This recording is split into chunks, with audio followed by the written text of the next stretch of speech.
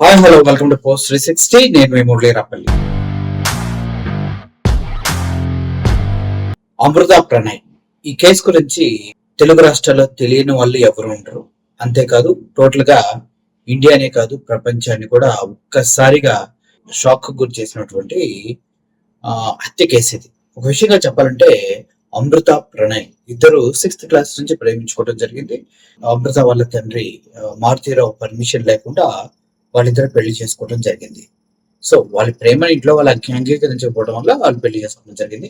ఆ తర్వాత జరిగిన పరిణామాలు వాళ్ళకి ఒక ఫాదర్ ఎవరైతే మారుతిరావు ఉన్నారో ఆయన కూతురు చేసుకున్న పర్సన్ ని ప్రణయ్ ని అత్యంత దారుణంగా చంపేయించడం జరిగింది. సో ఇదంతా జరిగిన తర్వాత దానిపైన సినిమాలు వచ్చినాయి. అమ్మాయి ఇంకా హ్యాపీగా ఉంది, అత్తారింట్లోనే ఉంటుంది. వాళ్ళ నాన్న అదే బాధతో కృషించి చనిపోవడం జరిగింది.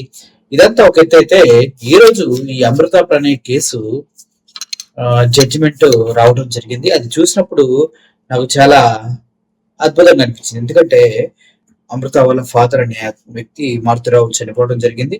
అయితే దీనికి ఇంకా సహకరించిన వాళ్ళు వాళ్ళ బ్రదరు ఇంకా కొంతమంది అందుట్లో ఇన్వాల్వ్ అయిన వాళ్ళందరినీ న్యాయస్థానం ముందుకు తీసుకురావడం జరిగింది జడ్జిమెంట్ రోజున. అయితే ఇందులో A1 అమృత వాళ్ళ ఫాదర్ మారుతిరావు గారు ఆయన చనిపోవడం జరిగింది.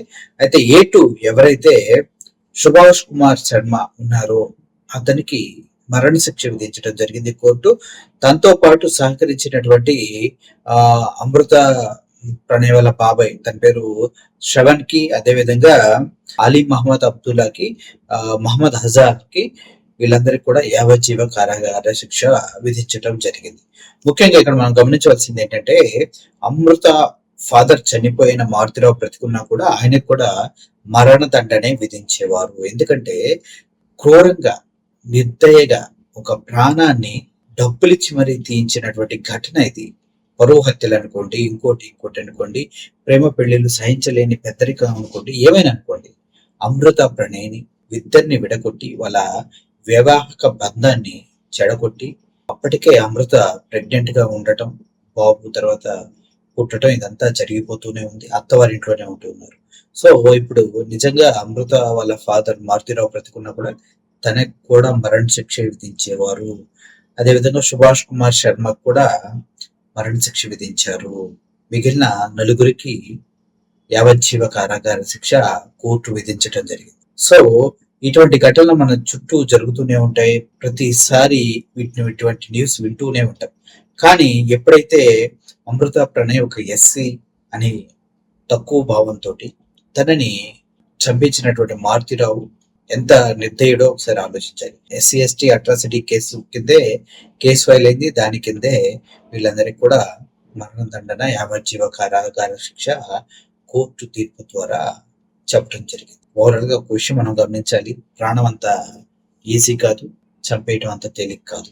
ఒక నిండు ప్రాణాన్ని తీసి ఒక తల్లిని అనాథ చేశారు, ఒక బిడ్డకి తండ్రి లేకుండా చేశాడు. క్షణికమైన ఆవేశంతో మారుతిరావు గారు దానికి తగ్గ ప్రతిఫలం ఆయన కూడా పూర్తిగా అనుభవించారు. ఒక విషయం చెప్పాలంటే తల్లిదండ్రులకి వ్యతిరేకంగా అమృత కూడా రాంగ్ స్టెప్ తీసుకుంది అని అనుకోవచ్చు.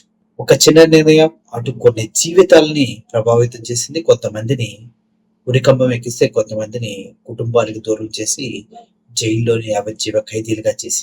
ఆలోచించండి, ఎవరి జీవితాలు వాళ్ళు రెక్కలు వచ్చిన తర్వాత పక్షులు సొంత పిల్లల్ని వదిలేసినట్టు తల్లిదండ్రులు కూడా వారికి విద్యా బుద్ధులు చెప్పించి వారికంటూ సొంత నిర్ణయం వచ్చిందంటే వాళ్ళని వదిలేయటం బెస్ట్. ఇది నా ఒపీనియన్. మీరేమంటారు? Thank you for watching this video. Murali Saniga thank you so much.